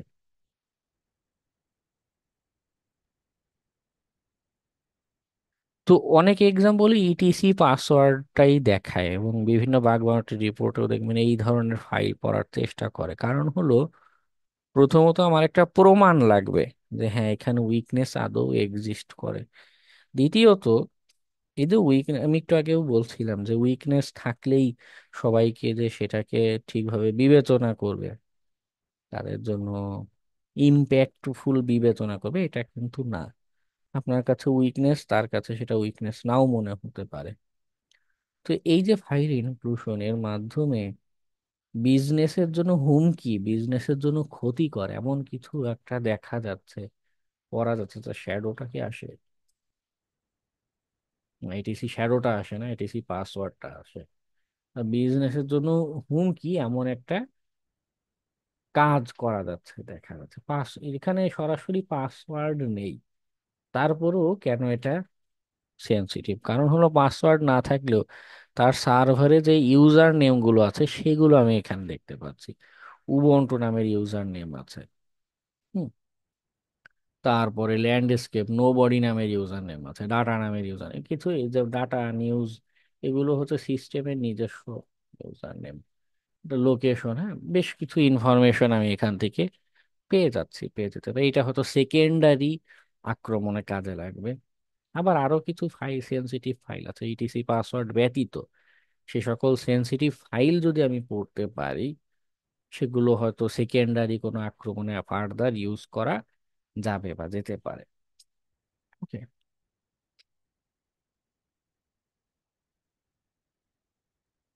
তো ইনক্লুশন অ্যাটাকটা আরো কিভাবে দেয়া যায়, বা এখানেও তো আমরা তো লো লেভেল সিকিউরিটিটা আছে, সিকিউরিটি যদি হাই করি, হ্যাঁ, বা মনে করুন হার্ড করি, তখন কি হবে আমাদের? সরাসরি এরকম ডট ডট স্ল্যাশ দিলে দেখা যাচ্ছে ফাইল বা এটা দেখাচ্ছে না। কেন? কারণ ওখানে ফিল্টার দিয়েছে। গত ক্লাসেও, ফাইল আপলোডের ক্লাসেও আমরা একটু সোর্স কোডে গিয়েছিলাম, একটু বোঝার চেষ্টা করেছিলাম যে কি হয় প্রোগ্রামিং এর ভিতরে। প্রোগ্রামিং এর মাধ্যমেই কিছু রুলস লেখা থাকে, programming A built in rules, যে এইটাকে অ্যালাউ করবে, এইটা এটা চেক করবে, ইনপুটের ভিতরে এরকম কোনো প্যাটার্ন আছে কিনা, অ্যাঙ্গেল ব্র্যাকেট আছে কিনা, ডট ডট আছে কিনা, স্ল্যাশ আছে কিনা, এরকম বিষয় চেক করে কোনোটাকে তারা অ্যালাউ করবে, কোনোটা ডিজ অ্যালাউ করবে। এটা হচ্ছে নর্মাল, অনেক অ্যাপ্লিকেশনে থাকতে পারে। তো বাইপাস করার উপায়টা কি? বাইপাস করার জন্য খুব চমৎকার একটা জিনিস হচ্ছে চেক লিস্টের এলএফআই পেলোড। ফাজিং এ যদি যাই, ফাজিং এর ভিতরে অনেকগুলো আছে, যেমন এসকিউএল নিয়েও একটা আছে, এটাও একটু দেখাই। এসকিউএল ইনজেকশনের অনেকগুলো এই যে এরকম পেলোড এখানে বানানো আছে। যে হ্যাকবারে যদি যান, হ্যাকবারে তো নির্দিষ্ট কয়েকটা লেখায়, এর বাইরে কিছু ট্রাই করার উপায় নেই। কিন্তু আপনি বার্ব সুইটে একটা রিকোয়েস্ট ক্যাপচার করে সেইটারে মনে করুন ইন্ট্রুডারে নিয়ে আসলেন। ইন্ট্রুডারের কাজ কি ছিল? একটা জায়গা সিলেক্ট করব, সেইখানে বারবার অ্যাটাক হতে থাকবে। তো সেই জায়গাটায় আমি এসকিউএল ইনজেকশনের এই পেলোড গুলো চালু করে দিলাম। এইখানে যেমন এই যে অ্যাডমিনের এই যে অংশটা, এগুলো পাসওয়ার্ড বাইপাসের জন্য। অনেক সাইট আছে ইউজার নেম পাসওয়ার্ড চেক করে, তো ওই অথেন্টিকেশন বাইপাসের জন্য এই পেলোড গুলো কাজে লাগতে পারে। এক একজন এক এক ভাবে লজিক, তাদের এসকিউএল কোয়েরি লজিক বিল্ড করে থাকে। তো আপনি ইন্ট্রুডারে দিয়ে এটা রান করেন না, দেখা যাবে যে কোনো না কোনোটাতে আপনার বাইপাস হয়ে গিয়েছে। এসকিউএল এর বাদে আমি যদি এলএফআই তে যাই, যেহেতু আজকের আলোচ্য বিষয় এলএফআই, এলএফআই নিয়েও বেশ অনেকগুলো লিস্ট আছে আমার কাছে। এটা খুব ভালো লাগে জেসন হেন্ড্রিক্সের। সুবিধা কি এর? এখানে এরকম অনেক এই উপরে গুলো দেখুন, ফিল্টার বাইপাসের জন্য কি করেছে, এনকোড করে করে দিয়েছে, স্ল্যাশ গুলোকে %2f দিয়ে এনকোড করে দিয়েছে। বলছিলাম যে ইটিসি পাসওয়ার্ডই একমাত্র না। হুম, উম, যেমন এইগুলো access dot log, log file যেগুলো, এগুলো আমাদের জন্য সেন্সিটিভ হয় বা হতে পারে।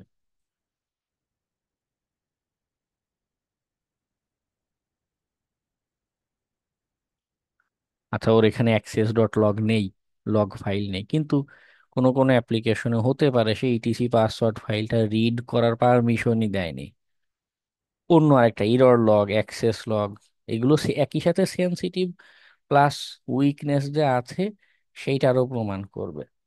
হুম, ফিল্টার বাইপাসের জন্য চমৎকার একটা কারেকশন বানানো। উইন্ডোজ টার্গেট যদি হয়, উইন্ডোজের সি ড্রাইভে কি কি পেলোড কাজ করতে পারে সেটার একটা আইডিয়া এখানে দেয়। আমরা এখানে গিয়ে একটা অ্যাটাক দিয়ে ফেলি, সিকিউরিটিটাকে একটু বাড়াই, লো থেকে মিডিয়ামে দেই, ফাইল ইনক্লুশন যথারীতি আগের মতো যদি ট্রাই করি এখানে, আমাকে dot dot slash etc password দাও, দেখাচ্ছে না। তো এই রিকোয়েস্টটা আমি কি করব, বার্ব সুইটে ইন্টারসেপ্ট করব।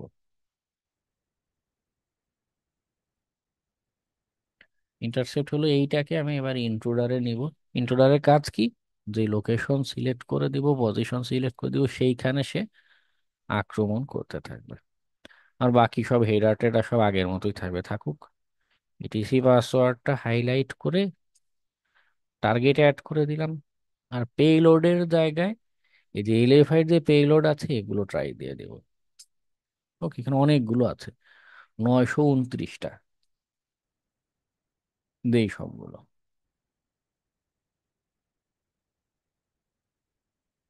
পেস্ট। ওকে, আমরা আমাদের অ্যাটাক শুরু করি।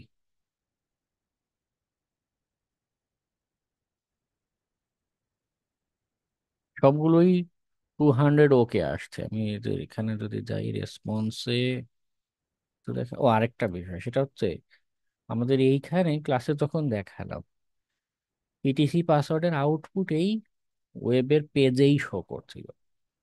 ক্ষেত্র বিশেষ এমন হতে পারে ওয়েবের পেজে এটার কোনো আউটপুট দেখাচ্ছে না, কিন্তু এই যে রেসপন্স, এই রেসপন্সের ভিতরে দেখা যাচ্ছে যে আমাকে আউটপুটটা শো করছে। এমন হতে পারে কিছু সিনারিওর ক্ষেত্রে। ওকে,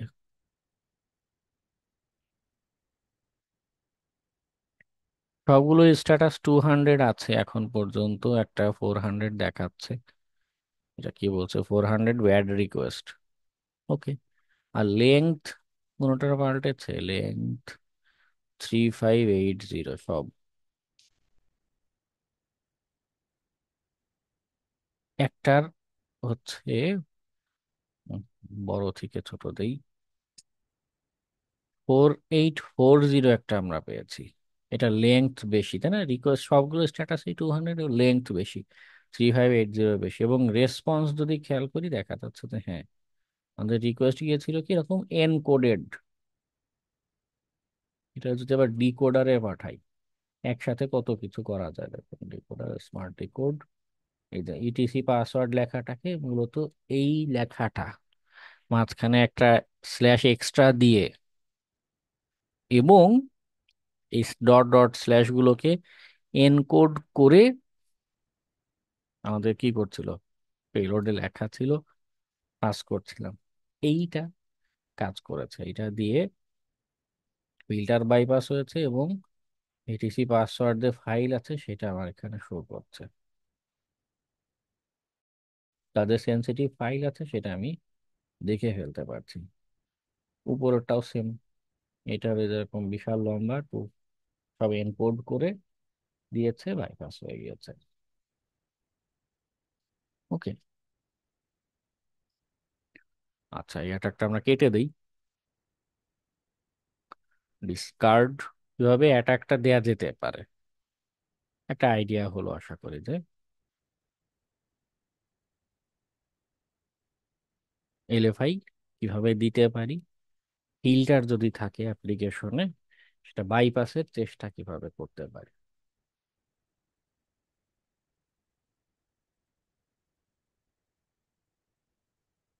ওকে, এরপর আমরা আরো যে উইকনেস আছে এগুলো নিয়ে কথা বলবো। একটা হচ্ছে সিকিউরিটি মিসকনফিগারেশন। এখন সবসময় অ্যাপ্লিকেশন যে দুর্বলতা থাকে, অবশ্যই থাকে, কিছু না কিছু দুর্বলতা অনেক জায়গায় থাকে। আবার অনেক সময় যারা ডেভেলপার বা যারা ইঞ্জিনিয়ার তারা কিছু ভুলভাল করে রাখে, এর বেসিসে দেখা যায় দুর্বলতা তৈরি হয়ে থাকে। আমরা কি কি জিনিস খুঁজতে পারি, ট্রাই করতে পারি। ডিফল্ট সব, অনেক বড় একটা মিসকনফিগারেশন হচ্ছে ডিফল্ট ক্রেডেনশিয়াল রেখে দেয়া। অনেক ওয়ার্ডপ্রেস সাইট আছে, হ্যাঁ, ওয়ার্ডপ্রেস ডিফল্ট লগ ইন যদি দেই, ডিফল্ট ইউজার নেম হচ্ছে অ্যাডমিন। হ্যাঁ, পাসওয়ার্ডও অনেকে কি করে, পাসওয়ার্ড রেখে দেয়, password user name admin, password হচ্ছে পাসওয়ার্ড। হুম, তারপরে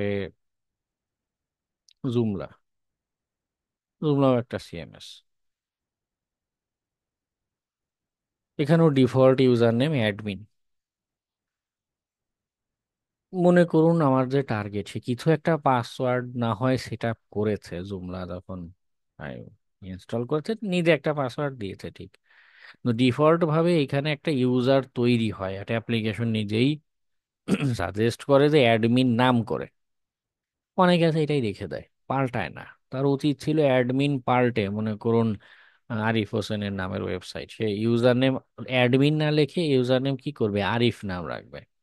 হ্যাঁ, তখন হ্যাকারের পক্ষে আক্রমণ করাটা তখন একটু ডিফিকাল্ট হয়ে যায়। তো অনেকে এরকম মিসকনফিগার করে ইউজার নেম পাল্টায় না, পাসওয়ার্ড পাল্টায় না, পাসওয়ার্ড পাল্টালেও ইউজার নেম আগের মতো রেখে দেয়।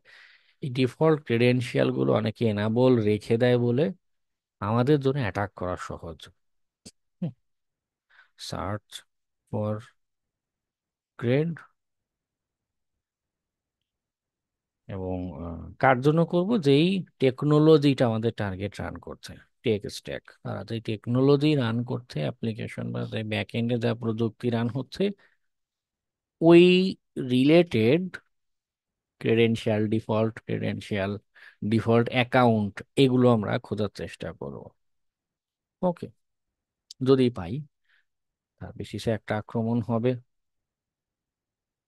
এরপর আরো মিসকনফিগারেশন কিছু হয়, যেমন আনইউজড পেজ। এটা একটা মিসকনফিগারেশন, আনইউজড পেজ। একটা অ্যাপ্লিকেশনের অনেক অনেক পেজ থাকে, যারা ডেভেলপার আছে, যা অনেকগুলো, মনে করুন 100টা এইচটিএমএল ফাইল রেখেছে, কোনোটা টেস্টিং এর জন্য রেখেছিল কিছু ফাইল, কিছু এইচটিএমএল ফাইল, প্রোগ্রামিং ফাইল, এগুলো ব্যবহৃত হয় না বা এটা অ্যাকচুয়ালি অ্যাপ্লিকেশনের না। আমরা যখন ওই যে ওয়েবের এনুমারেশন করছিলাম, ডিরেক্টরি ব্রুট ফোর্স দিলাম, দেখা গেল এরকম অব্যবহৃত কোন একটা page, demo page, testing page, এই জিনিস আমি খুঁজে বের করে ফেললাম। ওকে, ওই মিসকনফিগারেশন ব্যবহার করে, ওই পেজটা ব্যবহার করে দেখা যাচ্ছে আমি অ্যাপ্লিকেশনকে কম্প্রোমাইজ করে ফেলছি, কারণ এটা তাদের আনইউজড, যে ডেভেলপার তার হয়তো মনেই নাই এরকম কোন একটা পেজ টেস্ট সে ক্রিয়েট করে রেখেছিল। হুম, বিশাল বড় অ্যাপ্লিকেশন, এবং তো সেটা আপনি ব্যবহার করে তাদের অ্যাপ্লিকেশনে কোনো আক্রমণ করছেন। ওকে, এরপর আরেকটা মিসকনফিগারেশন হয়, সেটা হচ্ছে ইরর মেসেজ। আপনাদের মনে আছে যে আমরা এসকিউএল ইনজেকশনের যে ক্লাস করলাম ওই দিনই না দেখলাম যে ইরর মেসেজ নিজেই বলে দিচ্ছে আমার কোথায় কোন লাইনে সমস্যা। ইরর মেসেজ দেখে আমি বোঝা যাচ্ছে এখানে মাই এসকিউএল ডাটাবেস ব্যবহার হচ্ছে। ওটা তো জাস্ট একটা উদাহরণ, এরকম বিভিন্ন অ্যাপ্লিকেশন বিভিন্ন রকমের ইরর মেসেজ আমাদেরকে দেখায়। একটা যেমন লগ ইনের ক্ষেত্রে অনেক সাইট আছে কি করে, লগ ইনের ক্ষেত্রে যদি আপনি ইউজার নেম পাসওয়ার্ড দিয়েছেন, ইউজার নেম ভুল, সে স্পেসিফিক করে বলে দেয় যে রং ইউজার নেম। ওর এই ইরর মেসেজ দেখেই তো হ্যাকার বুঝে যাবে যে আমার পাসওয়ার্ড তো ঠিক আছে, খালি ইউজার নেম জানি না, ইউজার নেমে আমি একটা ব্রুট ফোর্স করলাম। হ্যাঁ, বা কোনো কোনো জায়গায় কি করে স্পেসিফিক করে বলে যে রং পাসওয়ার্ড, তো হ্যাকার তো দেখে বুঝবে যে তাহলে তো আমি ইউজার নেমে অ্যাডমিন যে লিখেছি, অ্যাডমিন তো ঠিক আছে, অ্যাপ্লিকেশন নিজেই ইরর মেসেজে বলে দিচ্ছে কিছু একটা। ওকে, তো ইরর মেসেজটা আমার জন্য একটা দিক নির্দেশনা হতে পারে, সেকেন্ডারি কোনো আক্রমণের জন্য ইউটিলাইজ আমরা করতে পারি। তার উচিত ছিল এখানে জেনেরিক মেসেজ দেখানো, নট ফাউন্ড বা ইরর, শুধু ইরর শব্দ কিছু একটা দেখানো, সে অ্যাডিশনালি ইনফরমেশন লিক করে দিচ্ছে। ওকে, এগুলো মিস কনফিগারেশনের ফসল। নোন ভুলনারেবিলিটি যেটা, এটা মূলত শব্দটা আরেকটু আছে এখানে, components with non ভুলনারেবিলিটি।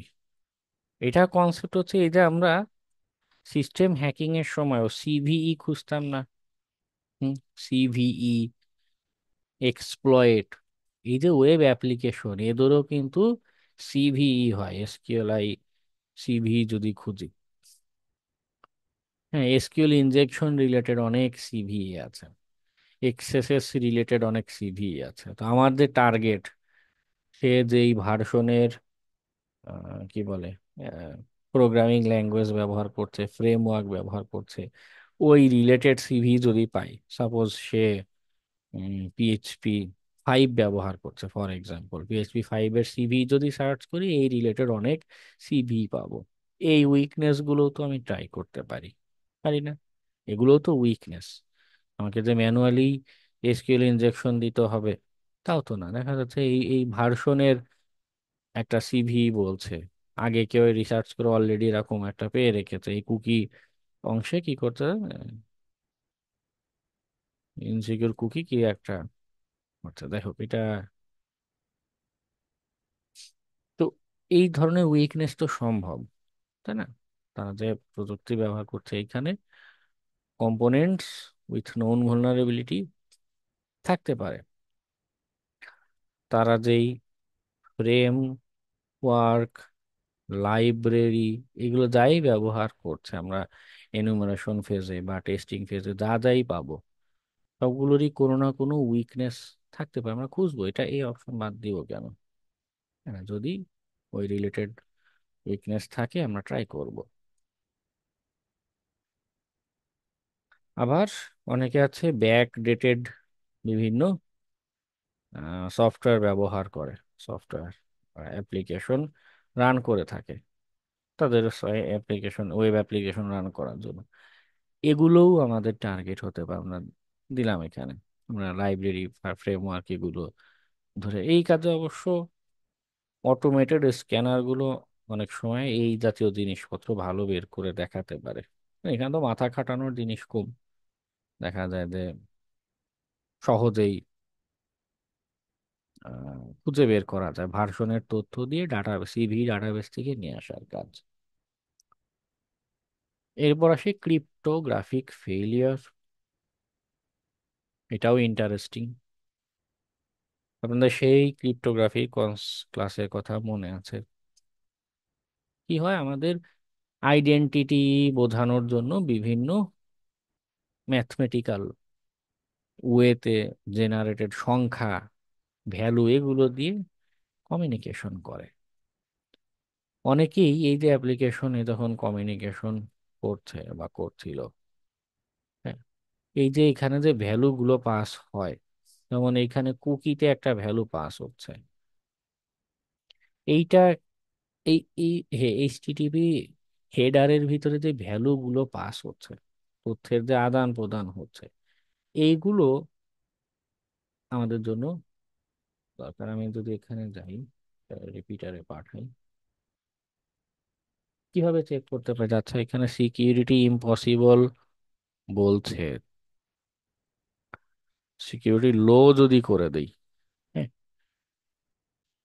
User token দিলাম না, বা এটাও টোকেনটা দেখুন এখানে আরেকটা ক্রিপ্টোগ্রাফিক্যালি জেনারেটেড একটা সংখ্যা এটা দিচ্ছে আমাকে আলাদা আইডেন্টিফাই করার জন্য। আমি এটা মুছে দিলাম, দিলাম না, এটা ছাড়া আমাকে লগ ইন করতে দেয় কিনা। 302 ফাউন্ড বলছে, ফলো রিডাইরেকশন দিলে না, সে আমাকে লগ ইন করতে দিচ্ছে না। কিছু কিছু অ্যাপ্লিকেশন এরকম করে কি, বা আমি কুকি দিলাম না, কুকি এটা দিলাম না, সিকিউরিটি লো যেটা আছে সেটাই থাকুক। ব্যাকে যাই, admin password, log in, cookie value. আমরা ক্র্যাক স্টেশন বা হ্যাশ ক্যাট এরকম টুলস দেখেছি, ওগুলোর মাধ্যমে এই যে কুকি ভ্যালু যেটা ডিলিট করলাম, এদের ক্র্যাকিং এর চেষ্টা করে দেখতে পারি। এই যে ও নিজেই কুকি একটা সেট করে দিচ্ছে, যার কারণে আমি এটা পাল্টাতে পারছি না। আবার মাঝে মধ্যে কি হয়, এই যে ভ্যালু গুলো, হ্যাঁ, খেয়াল করবেন যে এইচটিটিপি হেডারের কোনো এরকম ভ্যালু আমাকে আইডেন্টিফাই করার কিছু পাস হচ্ছে কিনা, বা এই যে তথ্যগুলো পাস হচ্ছে এটা কোনোভাবে এনকোডেড, এনক্রিপ্টেড অথবা এনকোডেড কোনো ইনফরমেশন, যদি হয় সুন্দর করে হাইলাইট করে এটাকে ডিকোডারে পাঠিয়ে দিবেন, যে দেখি তো এটা ডিকোড করলে, হ্যাঁ, এখানে কোনো তথ্য বা কিছু পাই কিনা, এটার মিনিং কি, এটার ভিতরে। যেমন এলেভাইর পেলোডে যেরকম পেলাম না, যেটা এনকোডেড, এটা তো আমরা অ্যাটাক করছি তাই আমি নিজে এনকোড করে পাঠাচ্ছি। অ্যাপ্লিকেশনও আমাদের বিভিন্ন তথ্য অ্যাপ্লিকেশনে লগ ইন করার সময়, কোনো একটা অ্যাক্টিভিটি করার সময় এরকম এনকোড করে পাঠাতে পারে। ওকে, যার বেসিসে আমার কি বলে, আমাকে আলাদা করে আইডেন্টিফাই করা যাবে, ক্রিপ্টোগ্রাফিক কনসেপ্ট। আমার ডাটা এনক্রিপ্ট থাকবে।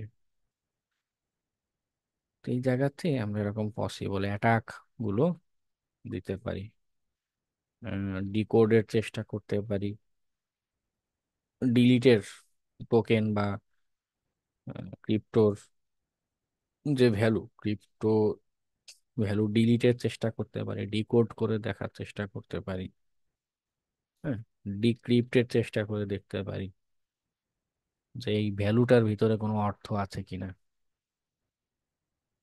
এখানে কোনো ভ্যালু পাস হচ্ছে কিনা। ওকে, যাদের ক্রিপ্টোগ্রাফির মেকানিজম দুর্বল বা ক্রিপ্টোগ্রাফির অ্যালগোরিদম যেটা সেটা খুব স্ট্রং, কিন্তু তারা ভুলভাবে ইমপ্লিমেন্ট করেছে, কিছু জায়গায় রিকোয়ার্ড লিখেছে, কিছু জায়গায় লাগছে না। তো সেই জায়গাগুলোতে দেখা যাবে আক্রমণ করলে অনায়াসে আমরা অ্যাক্সেস করতে পারছি, যেতে পারছি।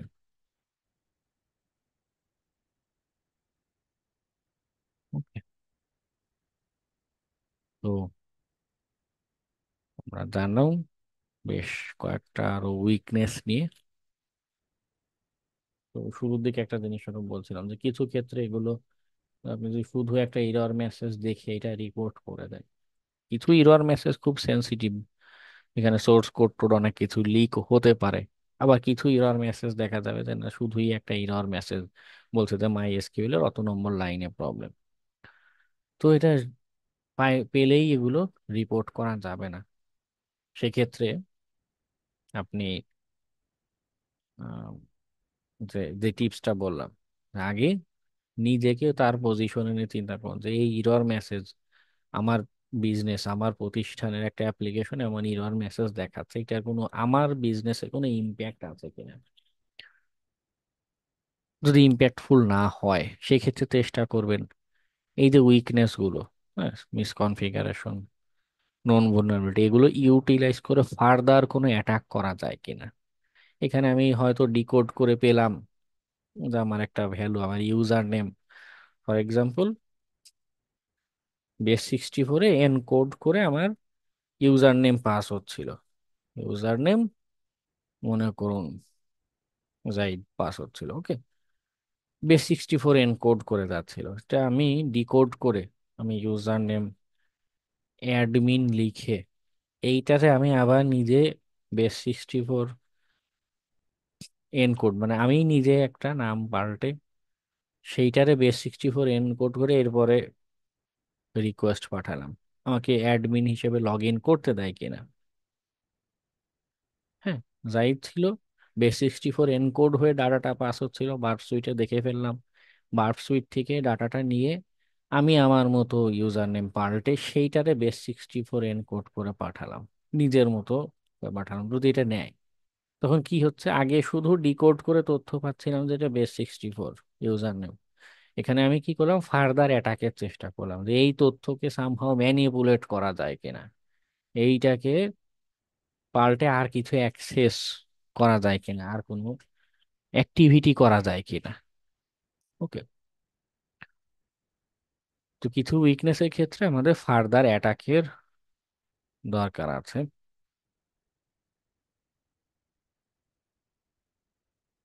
আচ্ছা, যাই হোক। আচ্ছা, স্যার, হ্যাঁ বল। স্যার আপনি ওই এক্সএসএস যে একটা মানে দেখাইছিলেন, তারপর আমি মানে ওই হ্যাকার ওয়ানে একটা সাইটে আমি মানে প্র্যাকটিস মতো করতেছি। সেই সময় আমি মানে একটা স্ক্রিপ্ট লিখে রান দিছি, সেই সময় আমি চ্যাট বক্সে দিছি আপনাকে। তারপর এভাবে আসছে, এই মানে এইভাবে অনেকগুলোই আসছে, অনেকগুলোর ভিতর ঢুকছি, কিন্তু আহ, মানে কোনো মানে যা দেখাইতেছে ওই ওয়েবসাইটে এই রকমের কোনো কিছু নাই। কিন্তু বুঝতে ভেরিফাই করতে পারতেছি না যে এটা কোনো মানে সাইটের জন্য কোনো ইস্যু কিনা। খুব সম্ভবত না, কারণ এই যে গুগল ডক্স যেটা ট্রাই করেছেন ওখানে দেখুন সবই মিসিং, আপনি যেই ভ্যালুগুলো দিয়েছেন এসআরএস সিডিএন, তাই না, সব বেশিরভাগই মিসিং। ইম্প্যাক্টফুল এখানে আসলে তেমন কিছু ঘটেনি ওই টার্গেটের ক্ষেত্রে, যার কারণে এটা আসলে উইকনেস পর্যায়ের কিছু না। মানে স্যার এখানে সিবিই স্যার পাওয়া গেছে, মানে ওদের সাইটের মানে কি বলে। না, ওদের সাইটের না, ওদের একটা আর্টিকেলে সিভির কথা ছিল, ওদের ব্লগ পোস্টে। হ্যাঁ, ওদের আর্টিকেলে একটা সিভি বুলেটিন, নিউজ পেপার মতো প্রথম আলো পত্রিকা একটা প্রতিবেদন করেছে। তার মানে এই না যে প্রথম আলো হ্যাক হয়ে গিয়েছে, তাই না? ও এরকম একটা জিনিস আসছে এখানে। ঠিক আছে। এক্সএসএস হলে এক্সএসএস এর সিমটম যেমন আমি দেখিয়েছিলাম ক্লাসে, যে ওই জাভা স্ক্রিপ্ট এক্সিকিউট হবে, অ্যালার্ট বক্স আসবে, তখন ওটা দেখে আপনি শিওর হবেন। এসকিউএল ইনজেকশনের ক্ষেত্রে ডাটাবেজের ফাংশন রান করব, ফাংশনের আউটপুট আসবে, ওইটা দেখে আমি শিওর হব যে হ্যাঁ এসকিউএল ইনজেকশন কাজ করছে। এর মানে যে উইকনেস, ওই স্পেসিফিক সিমটম দেখতে পেলে তারপরে বুঝবেন যে ওকে, এটা কাজ করেছে, ঠিক আছে। জি স্যার। ওকে, আজকে তাহলে আলোচনা এ পর্যন্তই। সবাইকে শুভরাত্রি। আসসালামু আলাইকুম। ওয়ালাইকুম সালাম।